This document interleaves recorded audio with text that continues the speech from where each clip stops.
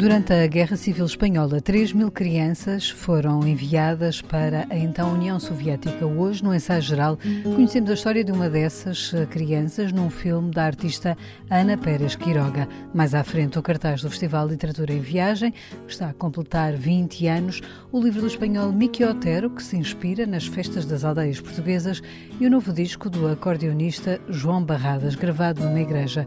Seja bem-vindo ao ensaio geral. A história da minha mãe começou em Espanha. Mas foi a União Soviética que foi decisiva na sua vida. Sou portuguesa e espanhola, mas também sou russa e ucraniana.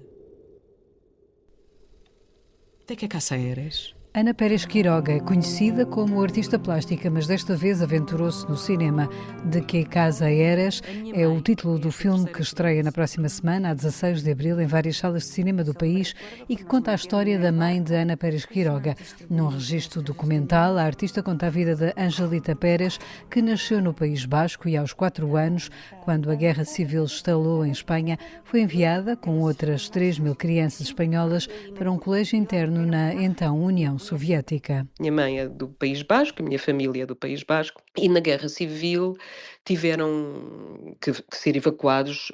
A grande maioria foi para a França, mas há depois grandes contingentes para a Inglaterra, México e um grande contingente também, de quase 3.000 crianças, que vai para a União Soviética. Não nos podemos esquecer que esta é a altura em que estão as bombas do massacre da aviação alemã a mando de Franco contra populações civis. E ao lado de Bilbao há uma vila que se chama Guernica, que todos nós conhecemos devido a este espantoso, extraordinário, na verdade, obra de Pablo Picasso, que está agora no Museu Reina Sofia, e que conta exatamente este massacre. E isto é a 36 quilómetros de Bilbao. Começam em Guernica a bombardear, mas depois os bombardeamentos passam para Bilbao e para todo o País Basco, e as famílias, em desespero, querem entregar para salvar as suas crianças. E a minha avó entrega, na verdade, as duas únicas crianças nascidas nesta altura, estava grávida da terceira, a estes ajudas internacionais que vão levar estas tais cerca de 3.000 crianças, acompanhadas de 140 adultos, e os adultos são médicos, são educadores, são assistentes sociais, são tradutores, até cozinheiros, que vão e que depois são divididos por 16 colégios internos na Rússia. Para o colégio onde a minha mãe e a minha tia vão, é o colégio que fica em Kherson, que nós conhecemos tão bem agora por causa desta guerra na Ucrânia. A mãe de Ana Pérez Quiroga tinha então 4 anos. No grupo havia também adolescentes.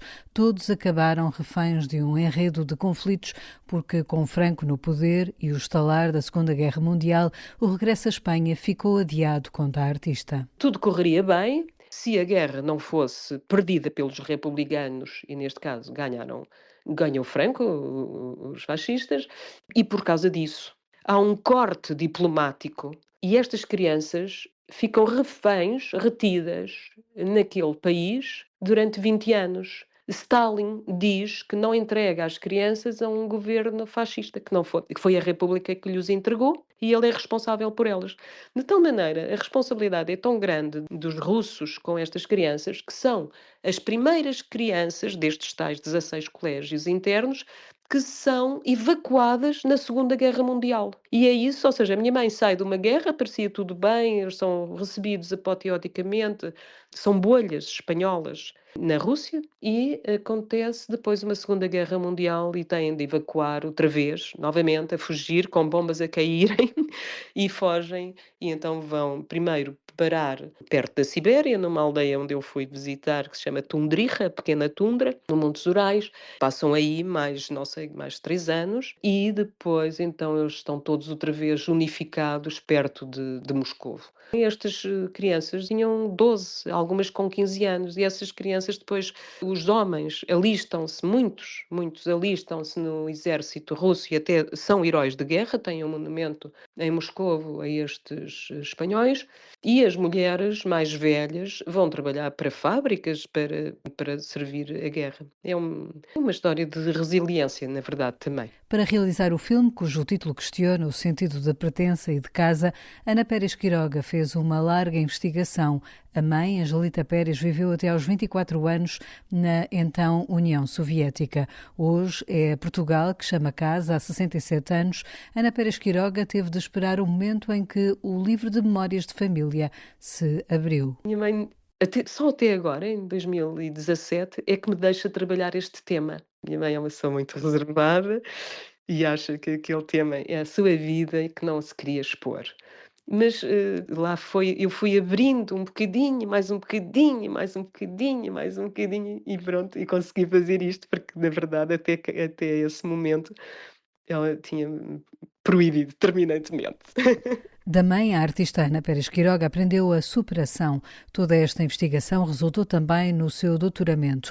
Investigadora da Universidade de Évora, Ana Pérez Quiroga quis trabalhar o tema da pós-memória, do trauma herdado de quem viveu na primeira pessoa situações complexas. Esta pós-memória que quer dizer trauma vivido, sentido em segunda mão. Isto quer dizer o quê? Ela começa a trabalhar a partir dos descendentes das vítimas do Holocausto e a partir de fotografias. E quer dizer que não são as próprias vítimas que sofrem o trauma, são familiares, pessoas que até nem podem ser familiares, mas por empatia, sentem este trauma como seu. E é isto que quer dizer pós-memória. É nesse sentido que eu trabalho. Como preservar estas histórias. E, sobretudo, uma história tão perto, que é a história da minha mãe. Portanto, eu sinto isto quase como se eu tivesse vivido aquelas experiências. Só me recuerdo que nos meteram no barco, depois nos distribuíram por las casas de niños. De que casa eres é um filme de Ana Pérez Quiroga que estreia já na próxima quinta-feira em várias salas de cinema do país. Dia 21 de maio, o artista inaugura uma exposição na Appleton Square, em Lisboa, sobre esta investigação e lançará também um livro. A Festa na Aldeia. Orquestra é o novo livro do escritor catalão Miqui Otero, que retrata um arraial de verão numa pequena aldeia espanhola. A história desta noite é contada pela música que está dentro e fora de cada personagem. O autor explica-nos que orquestra é esta. Na realidade, a orquestra não é o grupo que toca nessa noite de verão.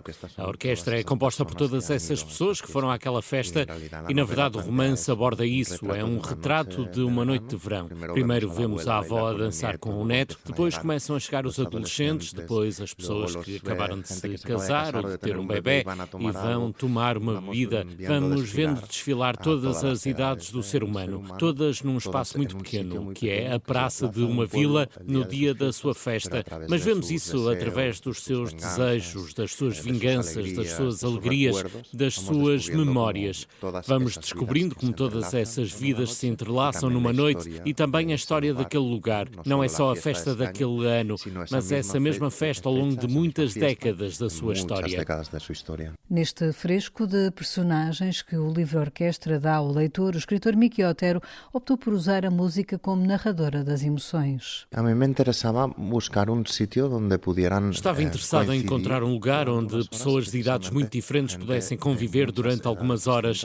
A novela começa com um homem de 100 anos e termina com um bebê. Cada um com os seus problemas e as suas vidas à vista de todos, que não contam a ninguém. É assim que vejo a ideia de uma orquestra. Por um lado, aquele que canta o tempo todo. Depois há músicos na esquina que estão à espera que chegue o seu momento para brilhar. E todas essas histórias, algumas mais pequenas, outras maiores, vão compondo o som total do romance. Mas quem conta essa história é a música. Porque a música é quem melhor nos conhece, porque está dentro de nós. Pode descrever o que todos esses personagens sentem ou pensam, mas também está fora, no ar, e pode espreitar, ir a todos os recantos e contar-nos tudo o que vê. Miqui Otero é conhecido por vários livros passados na sua cidade natal de Barcelona, mas este escritor, com origens galegas, quis deslocar o cenário desta obra para outra realidade e inspirou-se também nas festas portuguesas das aldeias no verão, até porque ele também tem raízes lusas. Sempre se ha dicho en la familia que una rama de nuestra familia Sempre disse na minha família que um ramo da nossa família era originário de Portugal. Depois apaixonei-me por Lisboa durante 8 meses e vivi no Largo da Graça. Queria ficar lá para sempre. E quando publiquei Simón, que também foi traduzido aqui, a primeira coisa que fiz foi levar um exemplar à porta do Largo da Graça número 27, porque era o lugar onde, quando tinha 19 anos, imaginava escrever o tempo todo. E consegui, mas há outras coisas. Por exemplo, a aldeia da minha mulher, que fica na província de Zamora, a 5 minutos de Miranda do Douro. Então, no verão, quando o dia passa a correr e quero recuperar 1 hora da minha vida, atravesso em 5 minutos e, de repente, é 1 hora antes. É como uma viagem no tempo. E, por exemplo, nas festas, tanto na parte espanhola como na parte portuguesa, há muita música de orquestra. Uma das ideias principais é uma personagem que é um camionista que se chama Ventura. Ele vem de uma festa nesse local, ou seja, há muito de Portugal. Sinto realmente uma ligação clara com Portugal. Miki Otero, cujo livro Orquestra está traduzido para português por Teixeira de Aguilar, está editado pela Dom Quixote. Arrancou hoje em Matosinhos e decorre até ao próximo dia 19 de abril o LEV, o Festival Literatura em Viagem.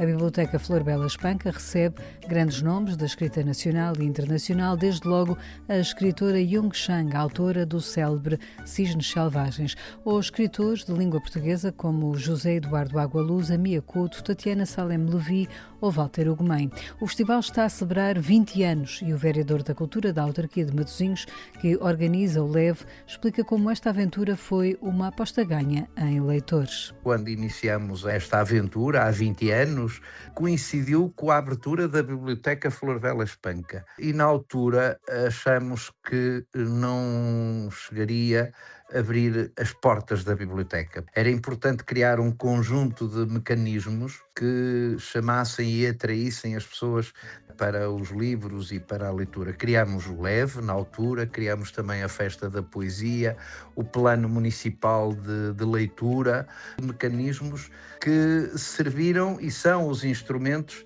para a promoção e para a divulgação dos livros. E valeu a pena pelos números que hoje temos. Por exemplo, no ano de 2025, a nossa biblioteca emprestou 56 mil livros tradicionais, suporte de papel, e 90 mil digitais. Tudo isto resulta deste movimento. Este, acho eu, que é o sucesso do LEV e da sua longevidade. Em Matosinhos vão estar nesta edição outros escritores como Gonçalo M. Tavares, Hugo van der Ding, o Francisco Patrick de Ville ou a islandesa Yrsa Sigurðardóttir, uma das mais importantes vozes do thriller nórdico. O efeito do LEV, diz o vereador Fernando Rocha, veio para ficar. Fomos criando público, fomos criando hábitos de leitura. Nós não ficamos apenas por fazer o festival, nós vamos à escola durante todo o ano, vamos ao encontro das pessoas, trazemos as pessoas para dentro dos livros, para dentro das histórias, para falarem com os escritores. E eu acho que esse é que é o grande sucesso do LEV, que foi construído e que lhe garante a continuidade. Há 20 anos fazer este festival literário pode ter parecido uma certa aventura. Hoje é impossível destruir este festival e isto, para mim, pessoalmente, acho que é a maior satisfação, a maior alegria, porque ele já está enraizado, faz parte do calendário das pessoas. As pessoas sabem que por esta altura do ano ao LEV. Com a entrada gratuita, o festival conta também com o LEVzinho, que oferece programação para os mais novos para criar hábitos de leitura. Mas no cartaz há outros destaques que ajudam a pensar o mundo em que vivemos. O mundo não está fácil, a vida no mundo. E acho que vale a pena aprender com alguns das pessoas que vêm aqui este ano e com os livros que escreveram. Por exemplo, posso falar da escritora chinesa, embora radicada em Londres, Yang Shang, porque os livros dela mostram o que é viver num país onde não há liberdade e de onde teve que fugir e de se exilar em Inglaterra. E, portanto, há aqui um conjunto de outros escritores que nos trazem essa vivência e que nos fazem refletir sobre este mundo de hoje, este mundo perigoso de guerras, de ameaças, destes equilíbrios ou desequilíbrios globais. Todo o cartaz do Festival Literatura em Viagem está disponível na internet. É só escolher o que quer ir ver e ouvir em Matosinhos até dia 19. No Ensaio Geral, olhamos agora alguns clássicos da literatura de viagens com Guilherme de Oliveira Martins, do Centro Nacional de Cultura, que nos fala hoje também do LEV em Matosinhos. Mais importante que o destino é a viagem. Estas palavras de Eduardo Lourenço servem de mote para o Encontro Internacional Literatura em Viagem, organizado pela Câmara Municipal de Matosinhos, que tem lugar na Biblioteca Flor Bela Espanca. Há 2 décadas que o festival anima a cidade num cartaz que reúne nomes como Gonçalo M. Tavares, Bia Couto, José Eduardo Agualusa, Walter Hugo May, Patrick de Ville, Jung Chang e a arquiteta islandesa Yrsa Sigurdardóttir.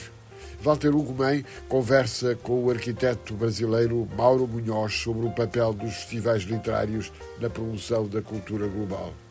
E destaco na Quetzal Editores o livro Não Podes Fugir, Não Podes Esconder-te.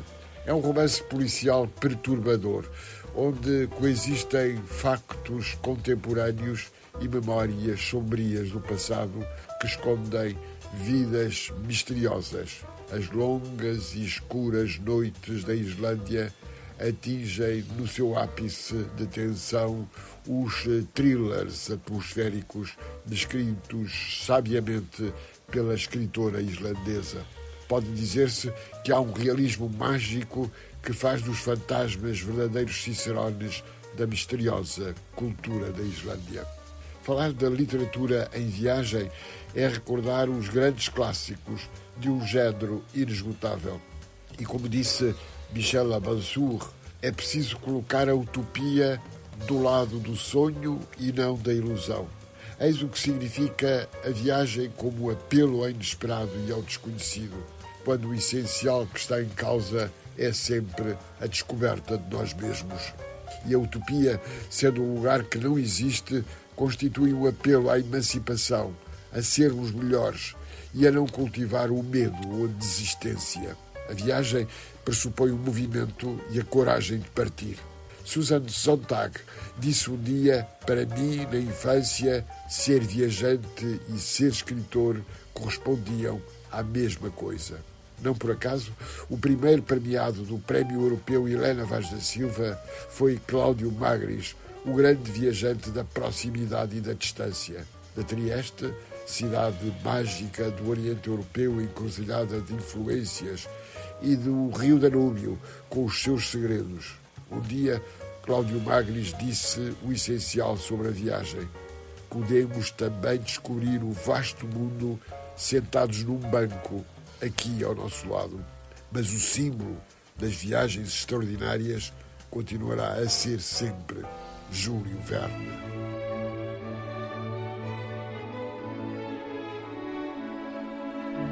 The Space Within é o nome do novo disco do acordeonista João Barradas e resulta do encontro entre o músico, a Orquestra Sinfónica de Hamburgo e o maestro Sylvian Kamberlang.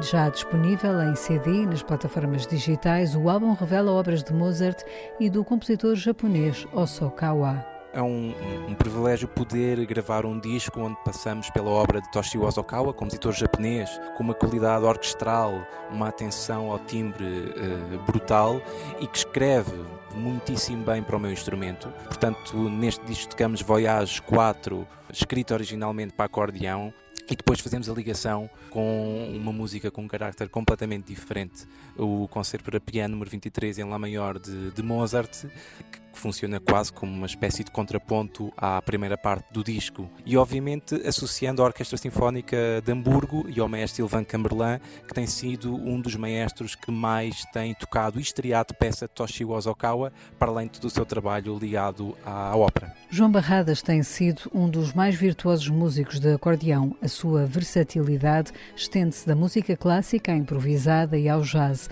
O instrumentista português trabalhou ele próprio a transcrição da obra de Mozart para acordeão. No caso deste concerto para piano, a transcrição foi bastante acessível, no sentido em que a partitura original para piano, lendo no acordeão, ela praticamente não precisa de qualquer tipo de alteração. Portanto, é mesmo uma experimentação de mudar um som do ataque da corda do piano para um som sustentado de um aerofone. The Space Within é um disco que tem a particularidade de ter sido gravado na atmosfera única de uma igreja, a Kulturkirche Altona de Hamburgo. João Barrada explica o que isso acrescenta ao ambiente deste trabalho. O local é muitíssimo importante porque funciona quase como o terceiro e último instrumento, sendo o primeiro o solista, o segundo a orquestra e o terceiro o local. Costumamos dizer até que uma boa orquestra não é só uma boa orquestra, mas sim a orquestra e a sala onde a toca, não é? A reverberação, a possibilidade de ouvirmos bastante bem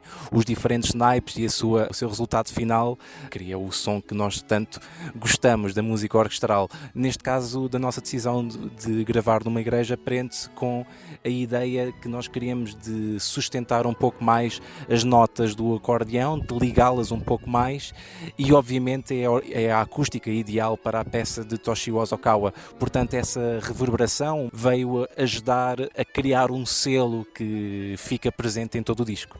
É com João Barradas e a Sinfónica de Hamburgo a interpretar Mozart e o Concerto para Piano número 23 em Lá maior K 488 que fechamos o ensaio geral que teve sonorização de Paulo Teixeira. Voltamos de hoje a 8 dias com novas sugestões de cultura. Boa noite e bom fim de semana.